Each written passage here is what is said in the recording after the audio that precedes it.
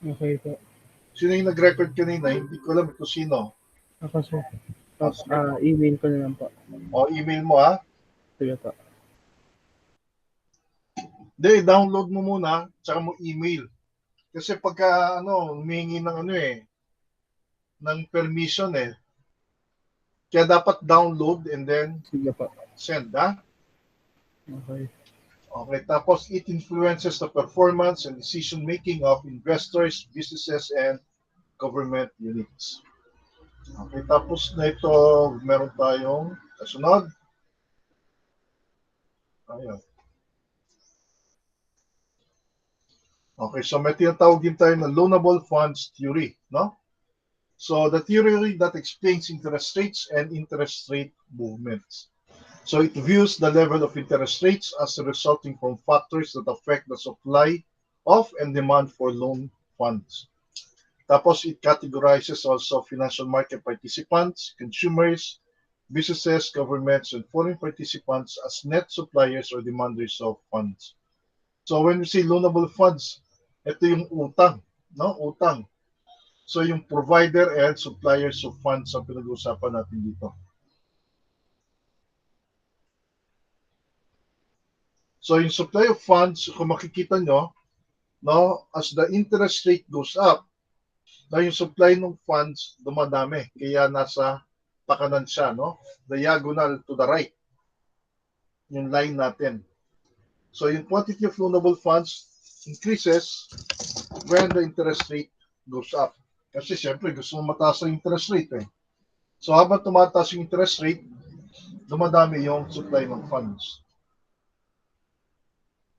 So pagka interest rate naman, pagdating sa demand curve naman o yung demand of loanable funds, pagka ang interest rate bumababa, no? Yung quantity of loanable funds tumataas. Ulit. Pagka ang interest rate ay bumababa, yung quantity of loanable funds tumataas. Tama, no? Tumataas. Pero pagka ang interest rate tumataas, no, yung quantity ng loanable funds bumababa. Kaya dito yung line, no? Pag ganyan ang line. Okay? Siyempre, ayaw mo naman ng mataas na interest rate. Kung bumababa yung interest rate, nung ka manghihiram. So, because of this intersecting ideas of the demand and supply of loanable funds, nagkakaroon siya siyempre ng equilibrium. So, yung nasa gitna, ito, yung nasa gitna, bale, yan yung equilibrium, no? Kung meron tayong surplus of loanable funds, ang tendency niyan, bababa siya, no? Kung mataas ang interest rate dyan, no? Mataas yung interest rate, yung surplus ng loanable funds, bababa. Kasi some of the people will or is willing not to lower the interest rate. So the same thing, pagka meron tayong shortage of loanable funds, para makapagpairam naman sa kanila, the interest rate will go up. So kaya mangyayari, magkakaroon tayo ng equilibrium, no? Yung gitna, yung intersection ng supply at ng demand. Okay, so factors that cause supply and demand curves for loanable funds to shift, no? So ibig sabihin nun, considering yung I1 at saka E1, no? So that is, let's say, the normal equilibrium. Ngayon, pagka nag-increase yung supply ng loanable funds, no, the supply curve will move to the right. Papunta rito. No? Pupunta siya ron. Meron ba tayo pwedeng pag-anuan? Wala eh, no? Ay, gumalaw yung ano. Anyway, papunta ron sa kanan. So, pagka pumunta rito sa kanan, bababa yung equilibrium. Pupunta siya roon. Ha? Ngayon, kung halimbawa nag-decrease naman yung supply ng funds, ang mangyayari nun, pupunta sa kaliwa. Kaya pagpunta sa kaliwa, tataas naman yung interest rate mo, bale. Ha? So, ganun siya. So, what about yung, hindi pa pala yun, no? May kasunod pa. So, ito yung mga factors, no? That changes the equilibrium interest rate. So, pagka yung supply ng funds nag-increase, no? Nag-increase. Pagka yung factors like wealth increases risk decreases, near-term spending needs decreases, no, monetary expansion increases, tapos economic conditions improve, the equilibrium interest rate will go down. No? So yan yung factors na nagpapabago din sa equilibrium interest rate natin. Pagka dumami, basta tandaan nyo, pagka dumami yung supply ng funds, yung equilibrium interest rate will go down. Okay? So, paano naman doon sa factors that cause supply and demand? So, dito naman, again, meron tayong E1 at saka yung I1 at saka E1. No? Pagka yung demand for the loanable funds increases, it will move to the right. So, meron tayong E2. So, therefore, yung interest rate mo, tataas din to I2. No? From I1 going to I2. So, kung bawa naman yung loan, yung demand for the quantity loan decreases, so yung interest rate mo, bababa naman from E1 to E3. No? So, yung equilibrium niya, bababa sa E1 to E3. So, yung interest rate mo, bababa rin. O yung equilibrium mo, ibababa. Okay? So, ano yung mga factors na nagpapagalaw ng equilibrium sa demand of funds, no? So, pagka nag-increase yung utility derived from assets purchased with borrowed funds increases, the lack of restrictiveness of non-price conditions on borrowed funds, and economic conditions. No? So, pagka nangyari yan, nagkakaroon ng increase ng demand for loan. At pagka nag-increase yung demand for loan, the equilibrium interest rate will also go up. So, ganun siya, ha? Naintindihan na, class? Di ba, economics pa rin yan? No? So, okay, so, meron tayong tinatawag na nominal versus real rates, no? So, meron tayong R. So, this represents any nominal rate. Tapos, meron tayong R star. So, that represents the real risk-free rate of interest. It is a rate that would exist on riskless security where no inflation is expected. No? So, yung R star, ibig sabihin yan, risk-free rate, ha? With no inflation expected. Tapos, meron tayong R subscript ng RF. No? So, that is the nominal risk-free rate. And it represents the rate of interest on treasury securities. So, meaning, that is the R star plus the IP. No? Yung IP is the inflation premium. Ulitin ko yung IPI inflation premium. So bagay, nandito rin naman yan. Okay, so yung risk-free rate, kaya yung sinatawag natin na treasury bill, no, sila yung tinatawag natin na risk-free rate. Na, sila yung risk-free rate. Kasi nga, by the way, it is guaranteed by the government. Okay, so next.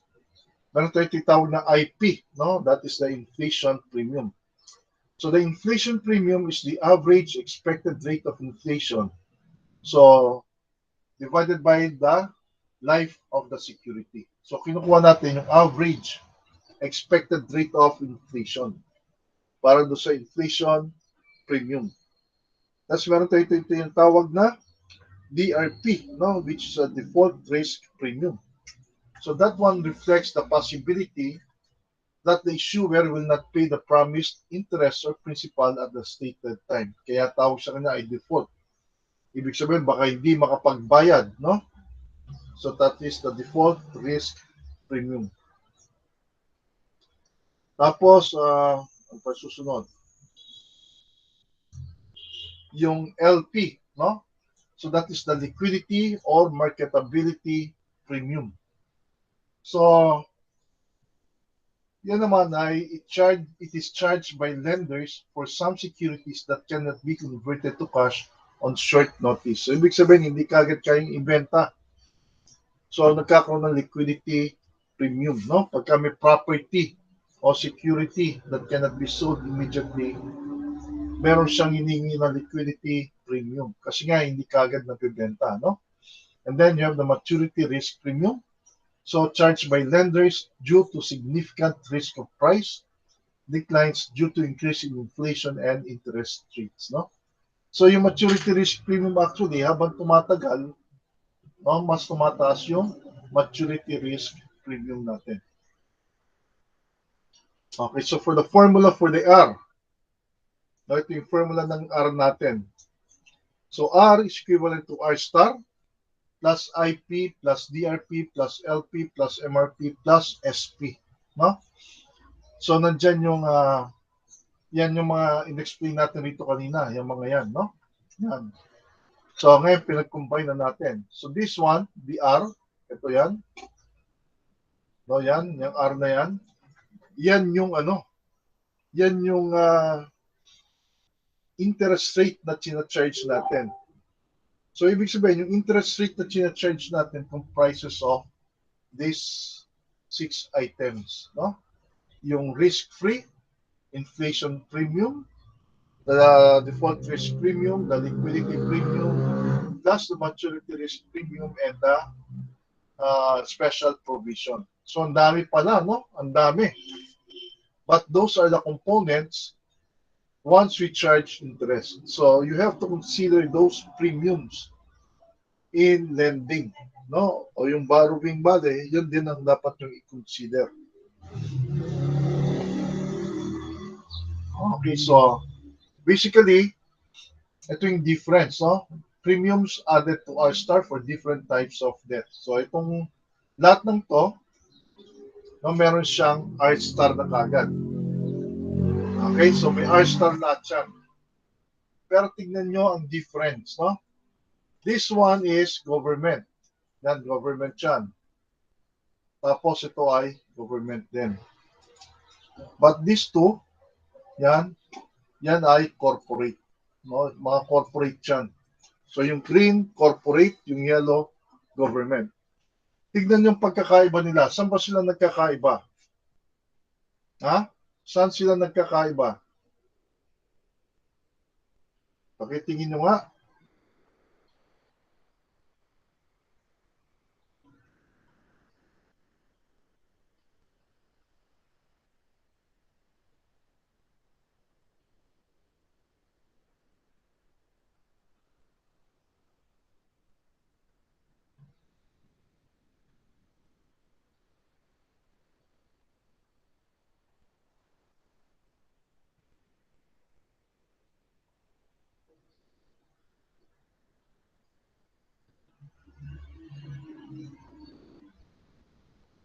Sige nga, ano nyo.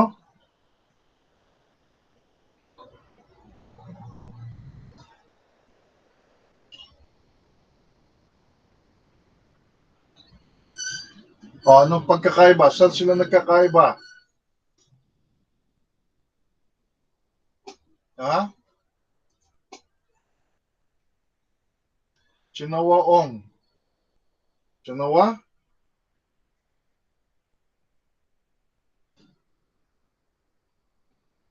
Chinawaong.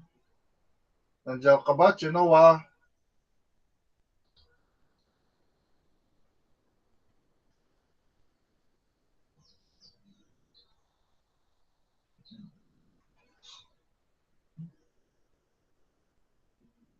Wala? Wala si Chinawaong?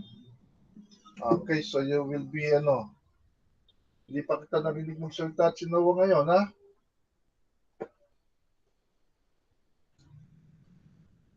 O, Chinawa, anong pagkakaiba rito? Sa mga yan, ng government at saka ng corporate bond o private bonds.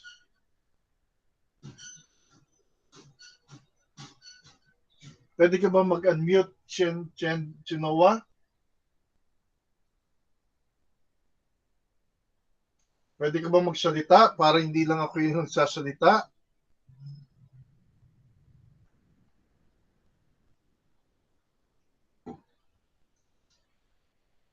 Nasa labas ka. Ba't nasa labas ka? May klase tayo. Ha? Diba? Dapat nasa classroom sige, bahala na kayo. Ha?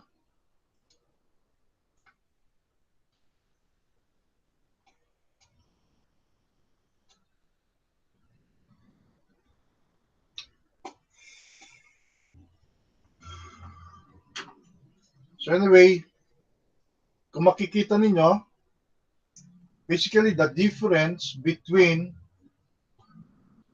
yung government securities na ito, yan ang government securities kasi, tapos ito yung private. Kung makikita no sa short term, ang pagkakaiba nila, no? Ang short term security ng government, walang MRP, walang DRP, walang LP. Pero sa short term, ang wala lang sa kanila sa private ay yung MRP. Okay? Pagdating naman sa long term, ito yung long term bale, at ito, pagkakaiba na yung DRP at saka LP. Kaya pagka short term naman, ang pagkakaiba nila tatlo. Dalawa lang pala rin, dalawa lang, no? DRP at saka LP pa rin. Kasi ang short term talagang walang maturity risk premium. So if you would notice, sa lahat, ang pagkakaiba lang nila, yung DRP at saka yung LP. Okay, how to compute for the inflation. So yan yung computation natin sa inflation. No? Yung inflation for per year, we will add and then get the average. So yan lang yon, no? Yan lang yon.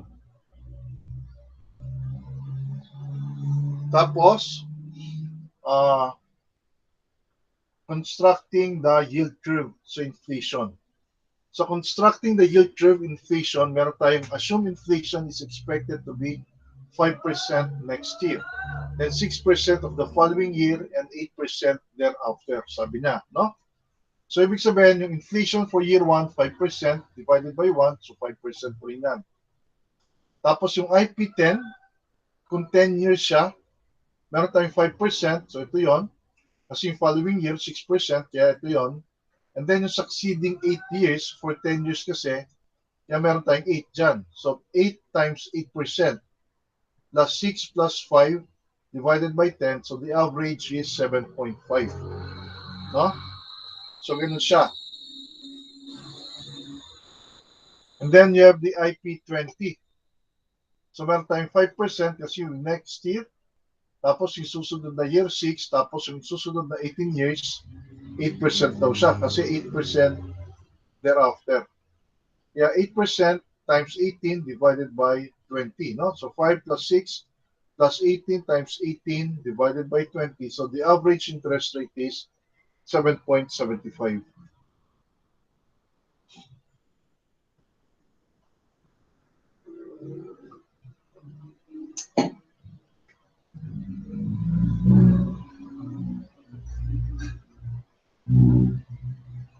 Maliwanag ba? Naintindihan?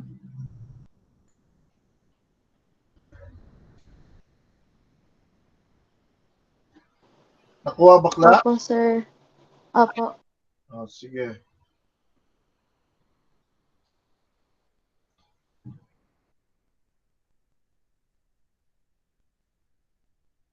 Okay, so dito tayo sa maturity risk naman, no? So find the appropriate maturity risk premium MRP. For this example, the following equation will be used to find the securities appropriate maturity risk premium. So yung maturity risk premium, ang formula natin ay 0.1% times T minus 1, wherein the T is the number of years, bale. Okay, so the T is the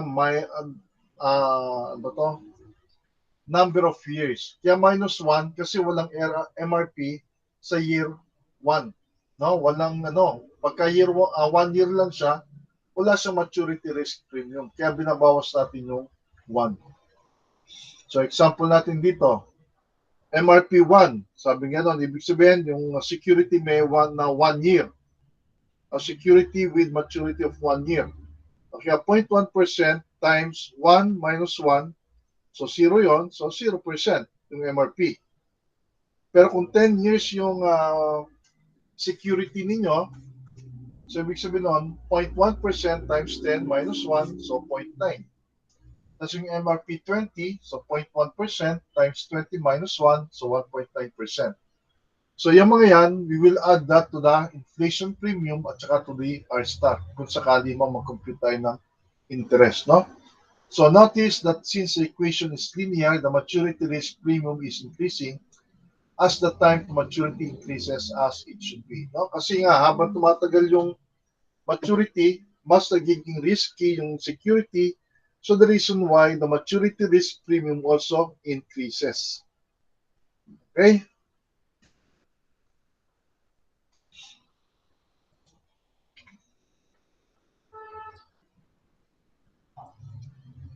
Oh, so adding the premiums, sabi rito, to R star.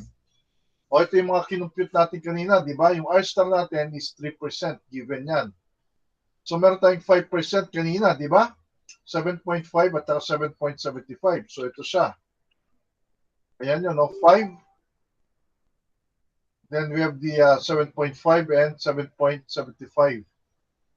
Tapos, ito naman yung sa maturity risk premium natin, 0, 0.9, and 1.9. So, yun din yung nilagay natin dito. Ayan. No? So, kaya, nung kinumpute natin yung R star, yung R pala, no? Makukuha natin yung mga rates na yan. So, tinadagdag natin, no? So, yung risk-free rate of interest. Ito yung lumalabas, ito yung mga short term, no? Short term lumalabas yan. Short term, tapos ito long term. Itong short term kasi, walang maturity risk premium. Pero ang long term, meron ng maturity risk premium. Kaya itong yung dalawang nasa uli, that is more on treasury bond or government bond, no? Long term siya. Okay? Maliwanag ba? Maliwanag ba o clarification? Clarification? Hello? May clarification ba?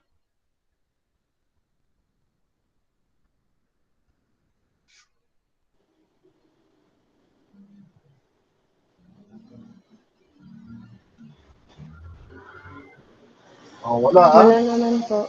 Oh, sige, wala ha. Oh, sige, next.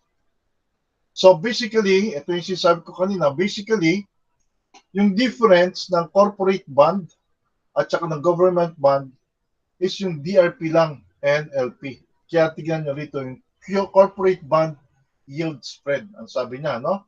So kasi yung corporate yield bond spread, no, yan yung corporate bond yield minus the treasury bond yield. So ang difference lang nila lumalabas yung default risk premium at yung liquidity premium. So kaya lumalabas yun yung corporate bond yield spread, no? Corporate bond yield spread. So the difference between the corporate yield and the treasury bond yield. So tandaan nyo, dyan lang sila nagkakaiba. Yung default risk premium at saka yung liquidity premium. Okay, so ito naman yung tinatawag natin corporate bond yield spread, no? So makikita nyo, meron tayong tinatawag na, let's say, US Treasury. Yan yung Treasury bill sa US, halimbawa. So meron silang rating, no? Pagka maganda ang rating ng company, AAA corporate yan. Pagka hindi masyadong maganda pa rin, pero less than good than the AAA, yung AA. Tapos yung lesser good than the AA is the A. Kaya kung makikita nyo rin, yung interest rate, no? Pataas yung interest rate dito. Kasi yung risk na involved, habang tumataas yung risk sa bonds, no, tumataas din yung rate. And then plus, ito pa, yung default risk premium at saka liquidity premium. Kasi yung US Treasury nga, wala naman siyang default risk premium at saka liquidity premium. Meron yung 1.81% na R-star at saka inflation premium. Pero wala silang default risk premium. At wala din siyang liquidity premium. Kaya sa corporate, 0.19, 0.87, 0.98%. Pataas din. Kasi habang tumatagal nga yung maturity ng bond ng corporate, tumataas din yung interest rate na charge nila. So, tatandaan nyo yan, ha? So, ito yung rate plus. No, plus. Kasi ito, ang components nito lumalabas ay R-star at saka inflation. So, dinagdagan natin ng default risk premium at saka ng liquidity premium. At habang tumatagal nga, no, nagiging risky yung corporate bond din. Okay? Okay, yung Fisher effect, hindi, saka na lang to, baka malito na kayo. So, siguro hanggang dito na lang muna ako, class. Ha? Madami na yan eh, baka malito na kayo. Ha? So, I will send again this PowerPoint. Tapos, pag-aralan nyo. And then, we will continue again next meeting. Ha? Kasi baka malito na kayo eh. Masyado nang marami. Okay? So, may question kay class? Question or clarification? Sige, okay. So, I will stop here. Kasi baka malito na kayo eh. So, I will just send this to Denver again, ha? Sige, okay. Bye-bye. And please read and please be on time, ha? At sana pagka time ng klase natin, nandiyan kayo sa loob ng bahay ninyo o kung saan mo kayo nag-aaral. Ha? Mahirap to eh. Sige, thank you and ingat.